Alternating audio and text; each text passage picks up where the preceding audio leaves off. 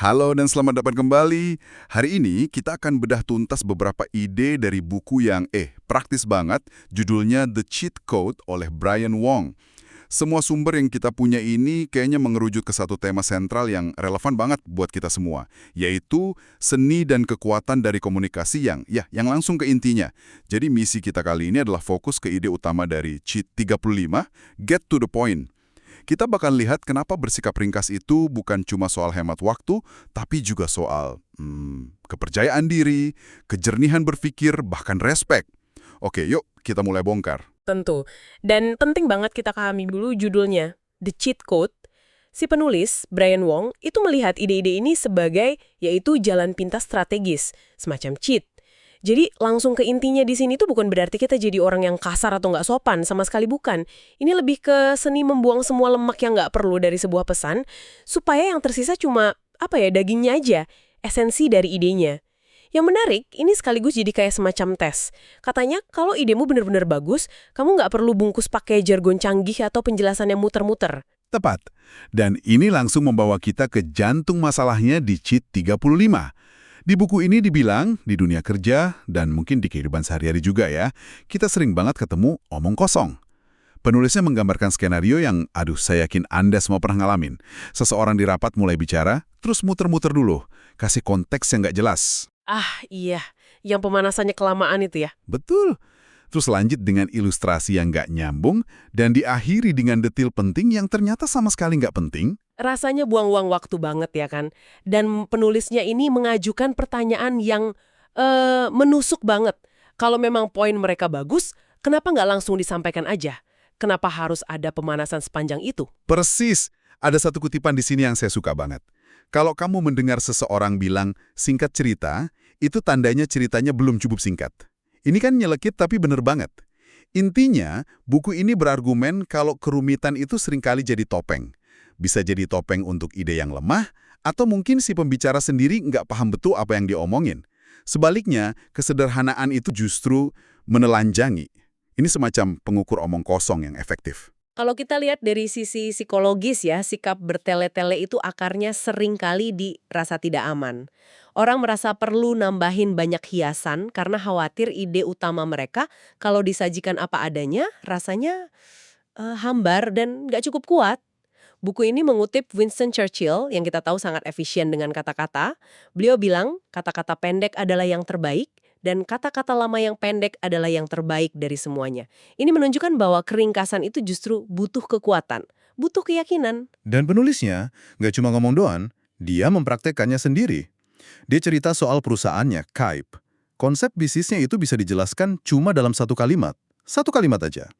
Dengan Kype, pengiklan memberi hadiah kepada orang-orang saat mereka mencapai momen keberhasilan di aplikasi dan game. Selesai. Nggak ada embel-embel disrupsi paradigma atau solusi sinergis yang bikin pusing. Bahkan di situs web Keep katanya, perhalamannya itu cuma diisi sekitar 100 kata. Mereka sengaja nggak mau bikin calon klien terkesan dengan kerumitan teknis. Justru kesederhanaan itulah yang bikin mereka impresif. Ini membuktikan poin utamanya. Ide yang brilian itu pada dasarnya ya, sederhana untuk dijelaskan. Kalau kamu masih kesulitan menjelaskannya secara singkat, ada kemungkinan masalahnya bukan di cara menjelaskanmu, tapi di idenya itu sendiri yang belum matang. Nah, dari sini pembahasannya jadi makin menarik nih. Ternyata menjadi ringkas itu bukan cuma soal efisiensi pribadi, tapi punya dampak besar ke audiens. Buku ini menyambungkannya dengan ide dari Cheat 34. Buat orang lain merasa cerdas. Wah, ini mengubah segalanya. Ini pergeseran fokus yang krusial banget dari gimana caranya saya terlihat pintar, jadi gimana caranya audiens saya merasa pintar. Dua hal yang sangat berbeda. Betul sekali. Argumennya begini, saat kamu mencoba pamer kepintaran dengan jargon-jargon sulit, efeknya seringkali kebalikannya. Orang lain jadi merasa bodoh, dan gak ada yang suka merasa bodoh kan? Mereka akan menutup diri. Mereka nggak peduli dengan egomu. Mereka peduli dengan kebutuhan mereka, yaitu untuk paham. Contoh terbaik yang diberikan buku ini adalah cara Apple memasarkan Apple Watch. Ah ya, Apple memang jagonya dalam hal ini. Mereka itu nggak menjual spesifikasi teknis, mereka menjual perasaan. Perasaan keunggulan, kesempurnaan, dan ya pemahaman. Tepat. Mereka bikin video yang visualnya indah banget. Menjelaskan sains di balik logam yang dipakai. Aluminium, emas, baja tahan karat. Tapi perhatikan cara mereka menjelaskannya.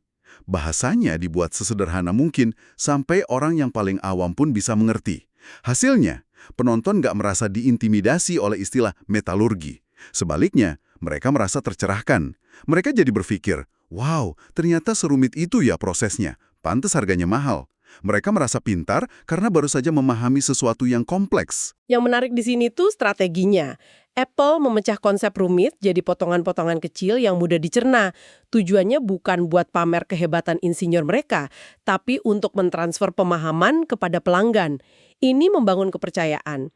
Ketika orang merasa paham, mereka merasa, memegang kendali. Merasa diberdayakan. Perasaan positif itulah yang kemudian mereka asosiasikan dengan produknya. Ini jauh lebih persuasif daripada sekedar menyodorkan daftar spesifikasi teknis. Ada satu lagi contoh kalimat dari situs Apple yang dikutip buku ini mendeskripsikan jamnya.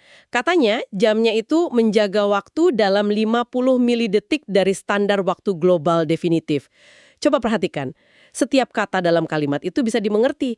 Mungkin kita nggak tahu persis apa itu standar waktu global definitif, tapi kita paham konsepnya. Konsepnya adalah jam ini super akurat. Dan itu membuat kita sebagai pembaca merasa cerdas. Dan itulah inti dari komunikasi yang hebat. Ini bukan tentang seberapa cerdas kamu terdengar, tapi seberapa cerdas kamu membuat audiensmu merasa. Ini nyambung lagi ke ide utama kita kan, get to the point itu bukan cuma memotong kata, tapi memotong noise. Termasuk noise dari ego si pembicara, supaya pesannya sampai dengan jernih. Oke, jadi pertanyaannya sekarang, gimana cara kita melatih otot keringkasan ini? Dalam praktek sehari-hari, buku ini menawarkan beberapa cara. Salah satunya dari Cheat 64, yaitu dengan menuliskan ide. Tindakan menulis itu sendiri memaksa kita melakukan distilasi, menyaring ide sampai ketemu saripatinya. Betul, menulis itu memaksa kita berhadapan langsung dengan, kelemahan argumen kita sendiri, nggak bisa sembunyi di balik karisma atau improvisasi. Nah, contoh paling kuat soal ini datang dari Amazon. Di sana, sebelum rapat penting, tim seringkali dilarang pakai PowerPoint. Oh, yang ini menarik banget. Sebaliknya, mereka harus menulis proposal. Biasanya 1 atau 2 halaman saja, yang menjelaskan ide secara lugas.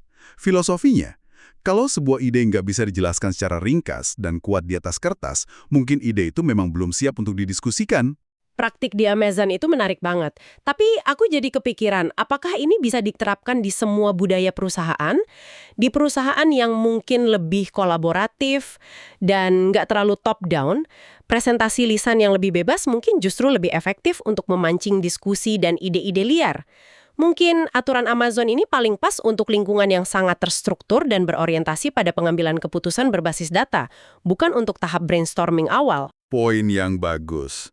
Jadi konteksnya penting ya. Lalu bagaimana dengan komunikasi yang lebih kecil skalanya, tapi krusial? Misalnya, mengirim email ke orang penting yang super sibuk. Gimana cara kita langsung ke intinya di situasi seperti itu? Cheat 50 kasih tips. Salah satunya, kirim email di akhir pekan. Logikanya, di akhir pekan, para eksekutif ini cenderung cek emailnya sendiri, nggak disaring asisten. Peluang emailmu dibaca langsung jadi lebih besar. Semacam meretas jadwal mereka ya? Dan tentu subjek emailnya harus langsung menusuk. Buku ini menyarankan menyebut nama koneksi bersama di subjek, misalnya. Itu membangun kredibilitas instan. Lalu ada satu tips lagi yang agak kontroversial dari Cheat 51. Ah, yang ini. Gunakan tanda seru. Awalnya saya juga skeptis. Kedengarannya nggak profesional kan? Bisa jadi pedang bermata dua, memang. Tapi argumen buku ini cukup masuk akal. Dalam dinginnya komunikasi tulisan seperti email, tanda seru bisa jadi jalan pintas untuk menyuntikkan energi dan antusiasme. Ini cara singkat untuk bilang, saya serius dan sangat bersemangat soal ini, tanpa harus nulis satu paragraf penuh untuk menjelaskannya. Betul.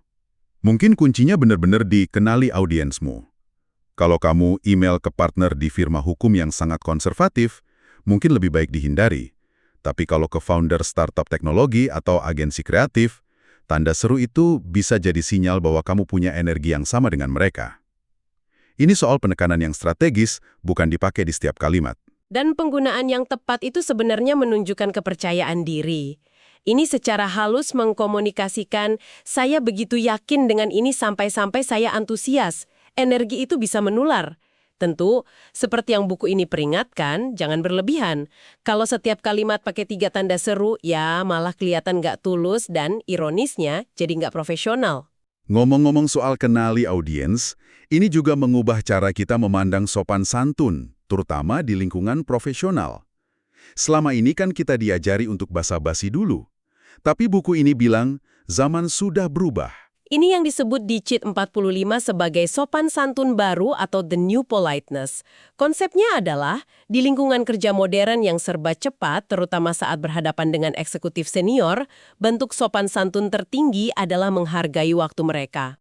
Tepat sekali, mereka nggak butuh kita tanya kabar Andinnya atau cuaca hari ini. Buku ini bilang dengan lugas, mereka ingin tahu apa maumu, jadi sampaikan, cepat. Dengan langsung ke inti, kita justru menunjukkan respek yang paling besar pada jadwal mereka yang padat. Basa-basi yang berlebihan justru bisa dianggap tidak menghargai waktu mereka, yang artinya malah jadi, iya, tidak sopan. Jadi ini membalik logika konvensional. Langsung ke intinya adalah cara tercepat membangun kredibilitas dan menunjukkan bahwa kamu serius. Dan buku ini mendorongnya ke level yang lebih ekstrim lagi. Bukan cuma soal sopan santun, tapi juga soal dinamika kuasa dan kepercayaan diri. Ini ada di Cheat 7. Jangan bertanya, umumkan. Idenya adalah, meminta izin itu seringkali menempatkanmu di posisi yang lebih lemah, terdengar ragu, dan membuka pintu untuk penolakan. Ini pergeseran dari sikap yang reaktif atau pasif menjadi proaktif. Betul. Contoh sederhananya begini. Bayangkan Anda di antrian Starbucks yang panjang dan lambat, dan Anda cuma mau ambil pesanan mobilemu. Daripada bertanya dengan ragu, maaf boleh saya lewat, yang mungkin dijawab tunggu dulu, buku ini menyarankan untuk maju dengan sopan tapi percaya diri, dan bilang, permisi saya cuma mau ambil pesanan, nggak akan menghalangi jalan. Kebanyakan orang akan minggir karena kamu menyampaikannya sebagai sebuah fakta, bukan permintaan. Contoh Starbucks itu mudah dipahami, tapi di dunia nyata, terutama di kantor, ini bisa jadi tricky. Batasan antara percaya diri dan arogan itu tipis banget kan? Kalau salah membaca situasi, strategi umumkan ini bisa jadi bumerang. Setuju. Konteks lagi-lagi jadi raja. Penulisnya cerita bagaimana dia menggunakan ini di rapat dewan direksi. Sebelum rapat besar, dia akan menemui setiap anggota dewan satu persatu, menjelaskan agendanya, dan memberitahukan apa yang akan dia presentasikan. Dia tidak meminta persetujuan mereka di momen itu. Dia mengumumkan rencananya. Hasilnya, rapat berjalan mulus, nggak ada kejutan, karena semua orang sudah dipersiapkan. Nah, detail itu yang penting. Dia mengumumkan di rapat besar setelah dia melakukan pekerjaan rumahnya dengan berbicara ke semua orang secara personal. Jadi, pengumuman itu adalah langkah final dari sebuah proses, bukan langkah pertama yang sembrono. Kalau dia tiba-tiba masuk rapat dan mengumumkan sesuatu tanpa konsultasi sama sekali, dia bisa dianggap arogan dan merusak hubungan. Jadi, ini bukan sekadar soal nekat, tapi soal persiapan yang matang yang dieksekusi dengan kepercayaan diri. Jadi kalau kita tarik benang merahnya, semua ini kembali ke ide awal kita dari Cheat 35. Langsung ke intinya, ternyata bukan cuma keterampilan teknis berbicara singkat. Ini adalah sebuah filosofi. Cerminan dari kejernihan ide Anda, rasa hormat Anda pada waktu orang lain, dan yang paling penting, kepercayaan diri Anda pada nilai yang Anda tawarkan. Dari cara Apple membuat pelanggannya merasa pintar, sampai menjadikan keringkasan sebagai bentuk sopan santun modern, semuanya berakar pada prinsip yang sama. Tepat sekali. Dan sebagai penutup, saya mau tinggalkan satu pemikiran untuk Anda renungkan. Buku ini menggarisbawahi sebuah ide kuat yang sudah kita bahas. Kesederhanaan itu menyingkapkan, sementara kerumitan itu menyembunyikan. Coba pikirkan ini. Lain kali Anda mendapati diri Anda atau orang lain menggunakan bahasa yang super rumit atau penjelasan yang berbelit-belit, coba berhenti sejenak. Tanyakan pada diri sendiri, apa yang sebenarnya sedang coba disembunyikan di balik semua kata-kata itu? Mungkin itu ide yang lemah, mungkin rasa tidak aman, atau mungkin sesuatu yang bahkan mereka sendiri belum sepenuhnya pahami.